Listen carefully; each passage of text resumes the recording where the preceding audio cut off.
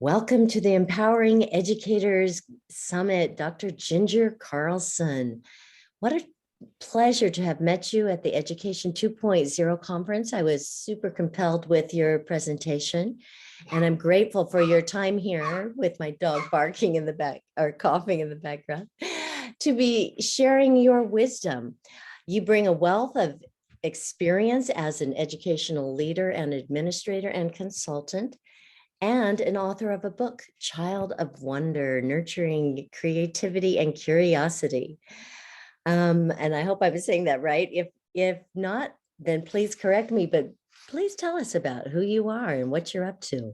Yeah, thank you so much for having me. It's such a delight to be here. So yes, I'm an author. I'm also a poet, an educator, and an administrator. And I support people and organizations in creating conditions for them to thrive in what is increasingly our divided world, right? So I like to describe it as life alchemy, what I do. And that is the daring to awaken to our and life's inevitable changes and the challenges that we are faced every day, and to take deliberate action to transform whatever our experiences into new realities. And that includes both individually and professionally in our organizations. So just a little background on me. I have lived and worked on 4 continents, as you know, and many countries around the world. I have led school transformation efforts and school accreditations around the world.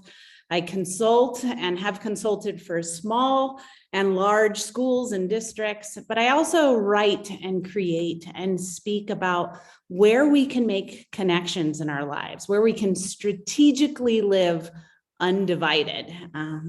As we said, it's an increasingly divided world, and an opportunity for us to live undivided from our soul and role. And infusing our soul and role is a really unique experience that we can dive into. So I have a couple of programs that I develop. My background is in flow experience, my research and different work that I've done around that and writing. And so I do a program about igniting flow experiences in our lives and organizations, either through individual work or professional development that we do, and structures and systems that we create in our families, in our organizations, in order to increase that. And then I also have a multi-dimensional aesthetic experience called Thirsty Soul Society. And it is a very deep dive into what it means to live undivided and infusing, like I said, our soul with our role.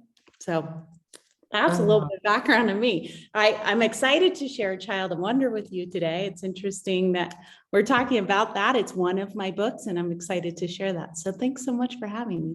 Oh, I just love getting to speak to you. It ignites my passion even more. And it really is empowering when we understand that there are others of like mind, and we can create community with this force for what I call, transformative good in our world. It's conscious evolution. It is about recognizing there's tremendous challenges, and there's tremendous signs of hope, and working with those signs of hope that we can make a positive difference if we just feel the power to do so. And so I like your work because it encourages that power.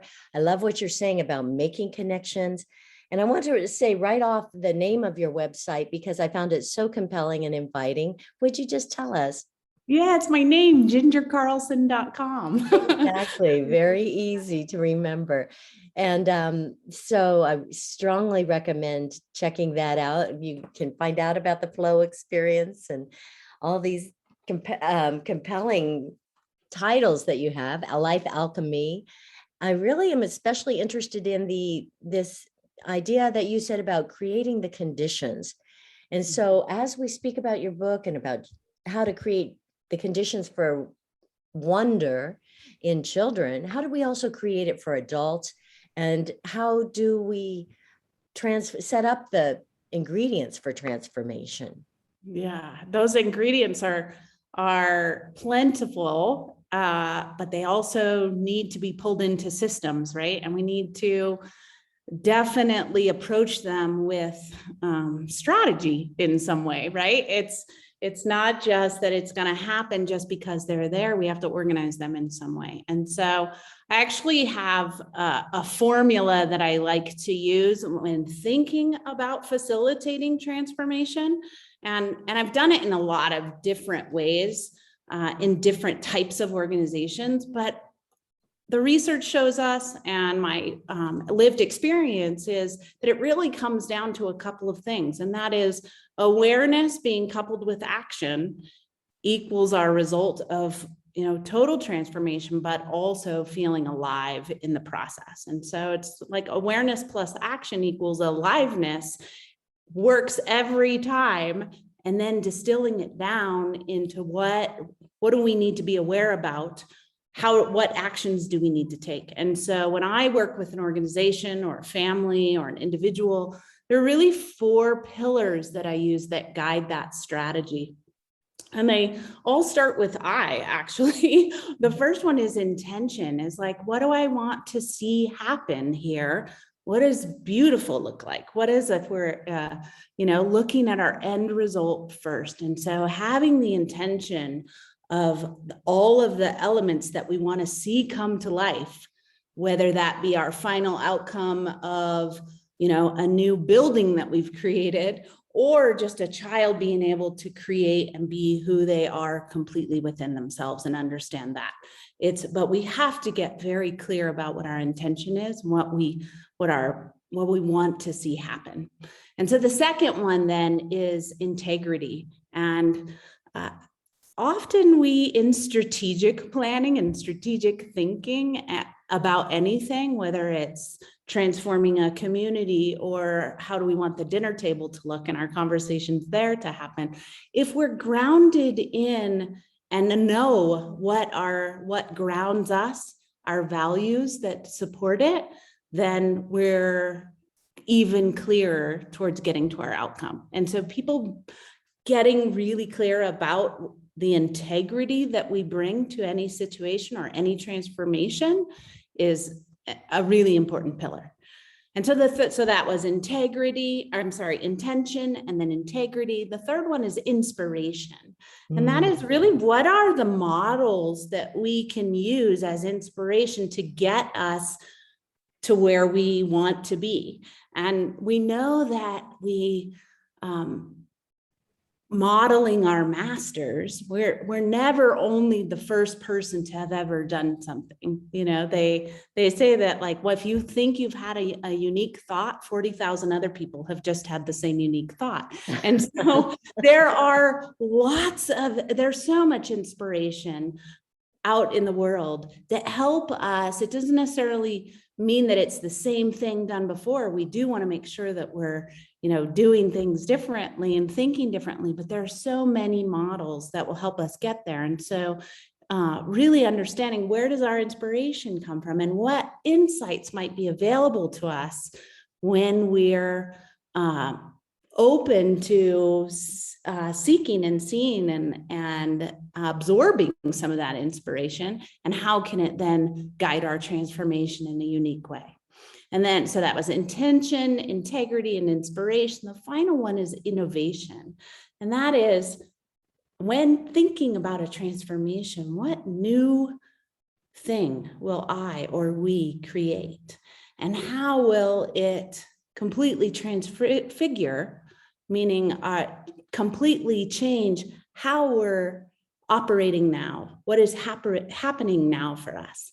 And from there, if we have those 4 things, it's only a matter of just outlining and taking the baby steps toward them. And that is really the easy part. The big part is the visioning at the beginning. So, those deliberate steps toward a final goal, we'll get there. How do you guide them towards inspiration? Because there's a dangerous road of distraction within that too, right? Like, oh, I'm going to get inspired through social media. Well, you can get lost in social media.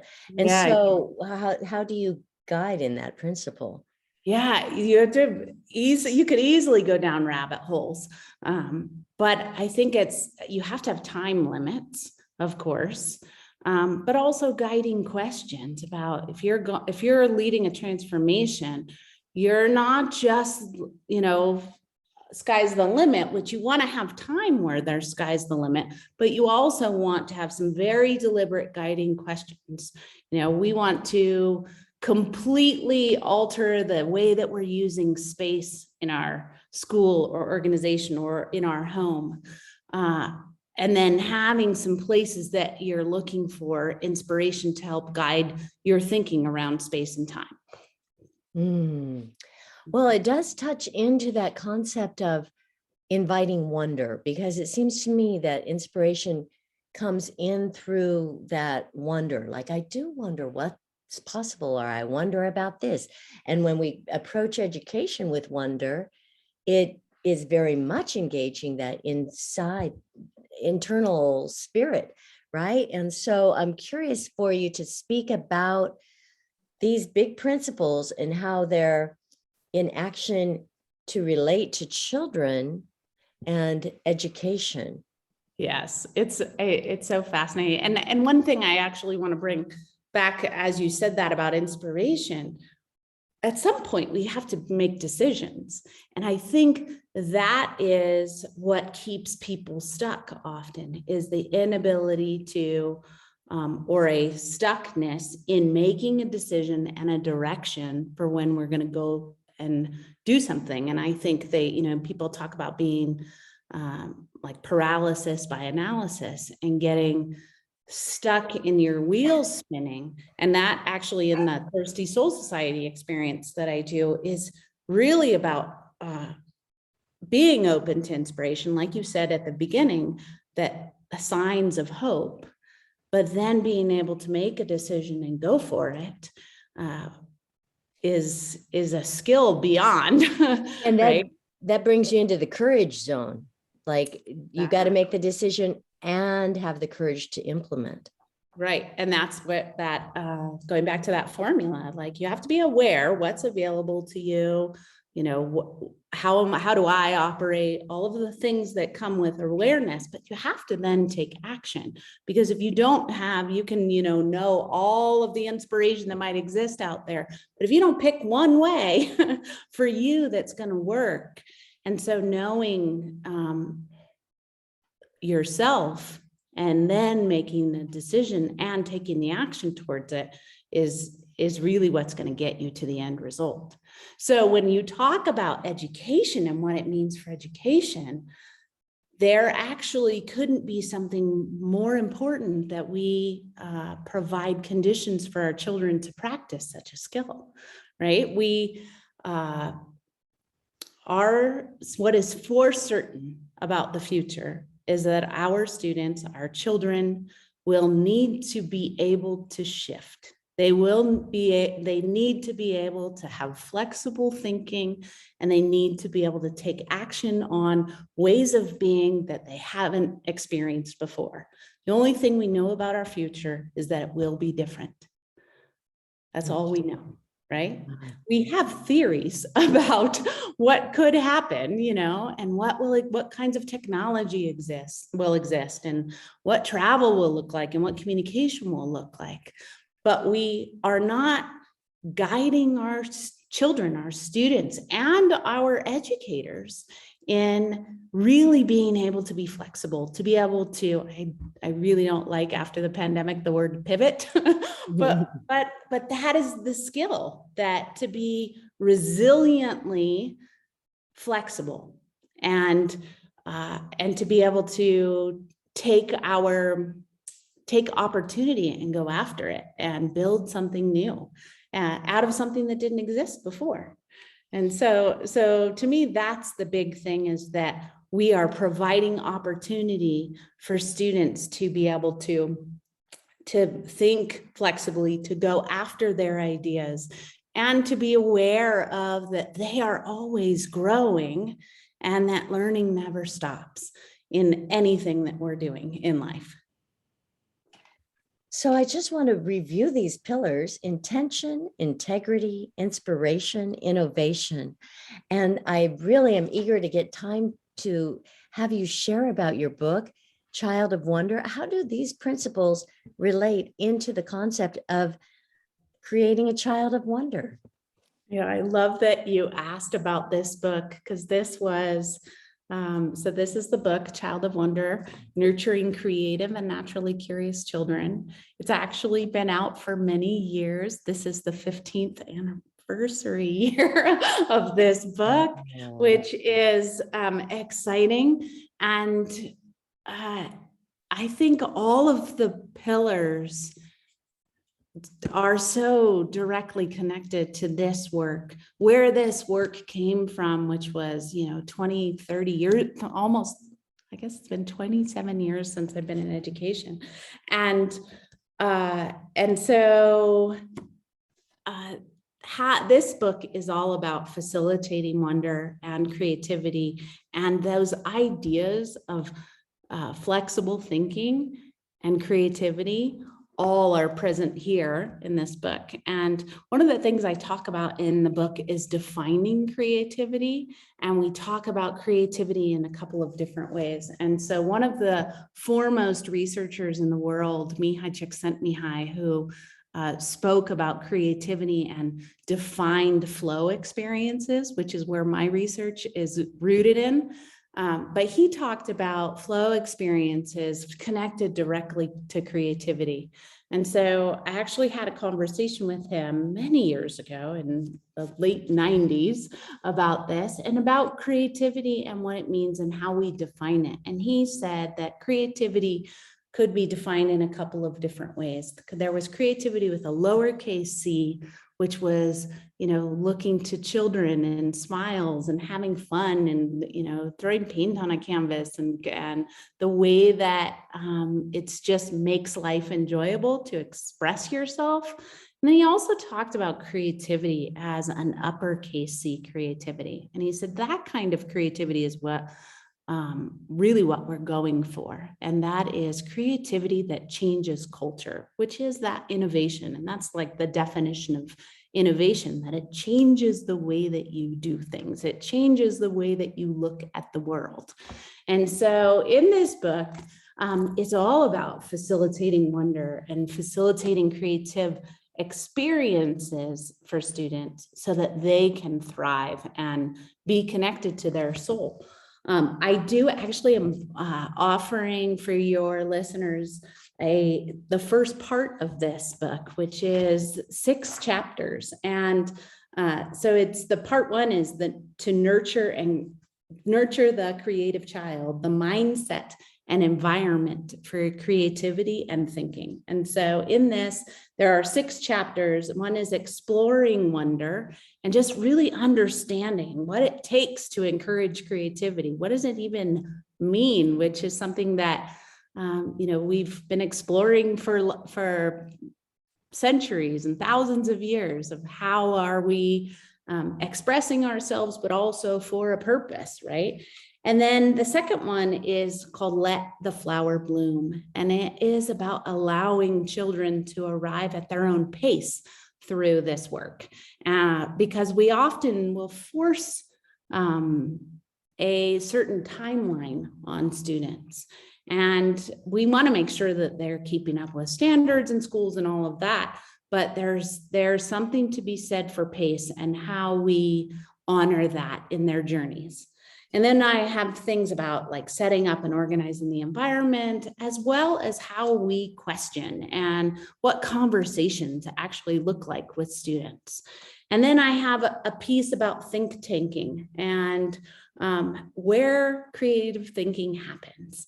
And then finally, there's a chapter in here called Yes Days, which is creative days in a world full of no's and responsibilities. And that is the chapter that the original idea of Yes Days was born from that. And you might have heard Jennifer Garner's speak about it in the past, and her original post about Yes Days actually was on her Instagram. It was because of some work that I had done in writing about that with La Leche League. And so that's actually a pretty exciting chapter to see and dig back into and understand really what the power of yes for kids can be. And what a generous offer. Thank you. I mean, that's substantial. 6 chapters and so much knowledge within them. Yeah, and there are 24 chapters in the book, so you're getting about a quarter of the book there. Okay. Well, I really like that analogy to allowing the timing from within, because absolutely that addresses the spirit within. And my Absolutely. gardening work has definitely revealed, like, you have to give it the time it needs and things will bloom when they do. And how do we just best create the conditions for that blooming? And so I really hear that very much reflected in your work on flow also. Like, how do you create the conditions for flow? Talk to us more about creating those conditions and how you go about it, particularly with the educational leaders, because that's your audience here. Yeah, and especially when it comes to leaders, leadership is so it pulls us in so many different directions as educational leaders who are guiding schools, guiding environments. And I talk about creating conditions for flow in two different ways. One is the conditions that we're creating for our teachers and educators to achieve flow in their lives. What we know is that students are most engaged when their teachers are most engaged. That's what flow theory and the research around it teaches us, that basically we don't want to get stuck in, which is where we often are, in training students to not be engaged with their own life by having them, work according to a particular schedule, to wait for someone to tell them what to do or what to learn about or how they're going to learn it. And so, our students unfortunately often get training, lifelong training, to not be engaged. And our engagement data in the global workforce shows that we have 30-some% of global workers who report disengagement with their work. And you can probably look at a classroom and see the exact same thing, that we have these high rates of disengagement in the workforce, but we have trained students often to be disengaged. And so flow theory really, especially in schools, is looking at how are we creating the conditions for our teachers to be engaged as models for our students to be engaged. And if they know how to do it and the conditions are ripe for teachers to be engaged, then our students will as well. And so I look at it from a couple of different lenses. One is the conditions that we're creating for our teachers to be engaged with each other, be engaged with their work, and experience flow at work. And the conditions that are around our teachers feeling that someone at work cares about their success. That's an important one, that they have the resources and the structures to support that they can take risks in their environment, and that they have very honest, candid feedback about their work. So there are actually a couple of conditions, and I actually pull them into something that is graspable, that you can hold on to with your palm. And so I actually call that productivity in your palm, and it's igniting flow experiences, because there really are just a handful of pillars and things that you can do as a leader, as a teacher, as any individual, to create those experiences in your life. And they really come down to a few habits and conditions that you have in your life. That share. it's exciting stuff to think about what our conditions are, and being aware of what we're doing in our lives individually to create an opportunity for us to experience a world without overwhelm and fear, that we have the courage to do this work. And so we can develop a new relationship to our productivity, to how we are experiencing those conditions in our life. And so it really comes down to kind of nurturing who you are from the inside out, and having certain specific movements and things that you do with your life to get yourself into flow. And then that piece about inspiration, listening with an open soul and being aware of what is available to us. And like you said, those signs for hope, and creating the people and the support systems around us. That's an important piece. So much wisdom.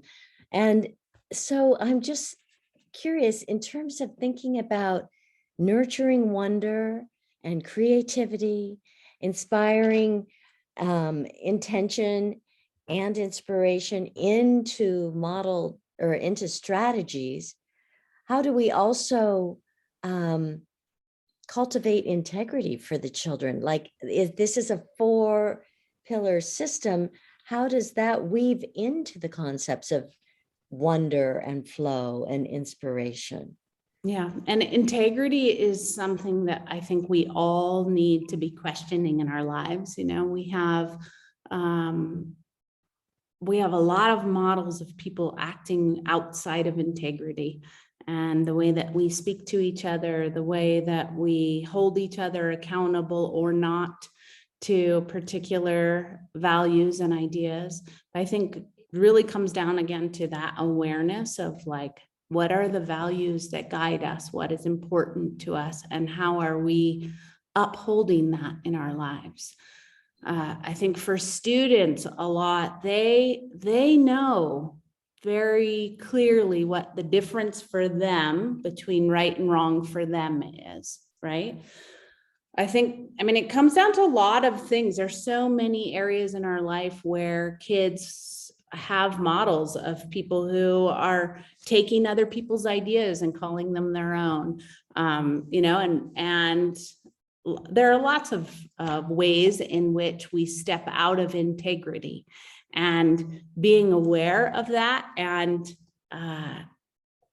naming it, and also helping students to understand when they're, you know, and being reinforced when they are making good and right choices for themselves and their lives, or naming when someone didn't do something with complete integrity and being aware of that. You know, it's a really hard thing to do in our lives. But it takes the honesty with the self, it takes clear communication, and it takes the authenticity. I think these ideas that you're speaking about very much are fitting into the overarching theme of this summit, in terms of, instead of power over, where it's the sage on stage teacher that is going to tell you what to do, exactly when to do it. It really is about this facilitating of the wisdom within. How do we create an environment that cultivates it and speak it authentically in its development, for ourselves as adults, as well as for the children, that there's a level of authentic communication as we are collectively seeking to address the complexities with new answers. Exactly. And I just find you really knowledgeable in this subject. I wonder, are there any more pearls of wisdom that you'd like to share around how transformation works and how we can empower it? Yeah, I think one of the things that is important to understand, and it's, you know, that I believe that our lives are like a map of experiences. You know, we have peaks and valleys, we have wide oceans, we have quiet little caverns, you know, and to understand that and be aware of that everything is temporary, but we have some power in getting to the next step on our life, or in our life.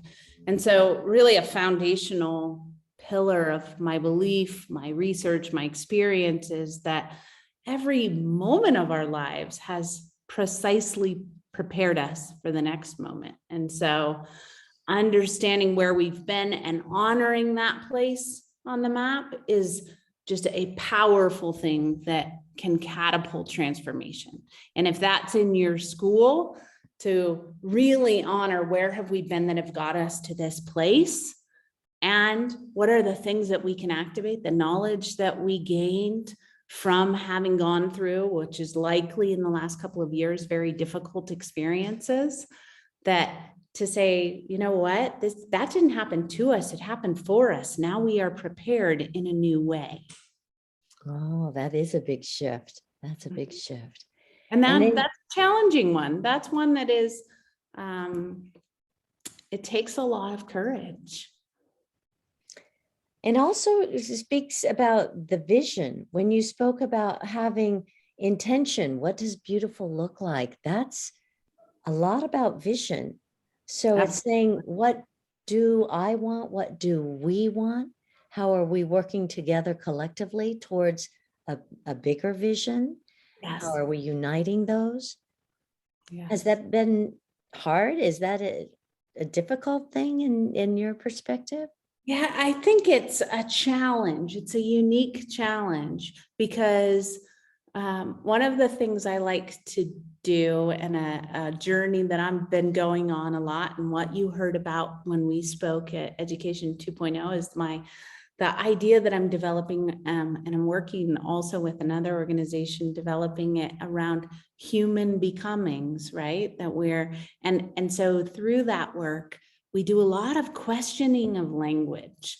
And one of the things that organizations and schools often say is we just need to get everybody on board, right? We need them to buy in. And that's the thing that we're starting to question. And another piece that I'm questioning a lot is the use of the word hard. And I do that too, where I say, oh, that'll be hard. And it's, well, actually, what if it's easy? What if we can let it be easy? What if we can create the conditions for it to just fall into place because we have done the legwork, the visioning work, to get everybody to bring their ideas to the table, that we realize that there are multitude of ideas, not just polarities, but there are multiple perspectives that can converge. And what if we create the conditions for those things to happen because people feel empowered to be part of the same vision, that we're all rowing in the same boat in the same direction, right? So profound. And I just would love to finish up with, how do we unite body, mind, and spirit in that process? Yeah, I think that it would be a mistake for us to ever separate those things and pull them into separate entities that didn't somehow converge together in the process of transformation, of inspiration. And, you know, I mean, we're all on these unique journeys, but if we don't activate all of the pieces of the mind, the pieces of the physical, the body, and the spirit, that we are missing an opportunity to have complete and full transformation in our organizations. Dr. Ginger Carlson, I really recommend people to check out your website. It's so inviting. And I am thankful for this generous gift that you're sharing in your book, Child of Wonder, Nurturing Create. Say it again, please. I'm tongue-tied. Child of Wonder, Nurturing Creative and Naturally Curious Children. Thank you. And you are a mom too, who's practiced it as well. I am. I have a grown child as well as a teenager. And it's so interesting. Actually, my older child, this book was, you know, dedicated when he was a very young person. And it's dedicated to all of children and creativity and potential and evolution and what that can look like. And I see the ideas in here. I use them every day with my teenager. Excellent. Well, I'm looking forward to spending time with it and reading it myself. And I am grateful for your generosity of time and sharing your tremendous energy as well as deep insight and activated inspiration that calls us to be our best selves. So thank you for that. Thank you. And it's so lovely to be here. I would love to be able to offer you a poem, actually. I do write Oh, a I was lot of hoping, poetry. but I didn't want to put you on the spot. Oh, good, Yeah, good, good. actually, let me see what, here's one. This'll be a good closing for the idea of the question, in what ways does your work unite mind, body, and spirit? Oh, I have so many that could fall into this category. I'm going to give you this one. It is,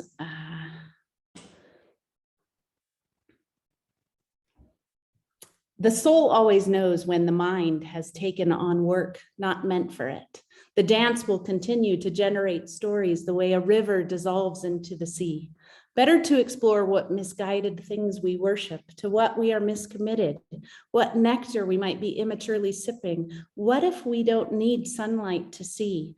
Shadows are guides too. An inch is always an inch, but real life is not so dependable. Eyelids do not have to be as heavy as the power we have given them.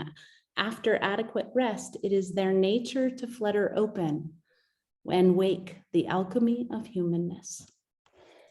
Oh, I love it. The alchemy. And just tell us, life alchemy, what do you mean by that? Yeah, life alchemy is this idea of awakening and actually daring to take the action to awaken to life's inevitable changes and challenges. You know, we have them. Our journeys can sometimes provide, put challenges in our way. But if we are able to take those changes and challenges and take very deliberate action, we can transform that experience into a new reality that we hadn't envisioned before. And with that pearl of wisdom, I will just conclude and say a deep, heartfelt thank you to you, Dr. Ginger Carlson. Pleasure to be here. Namaste.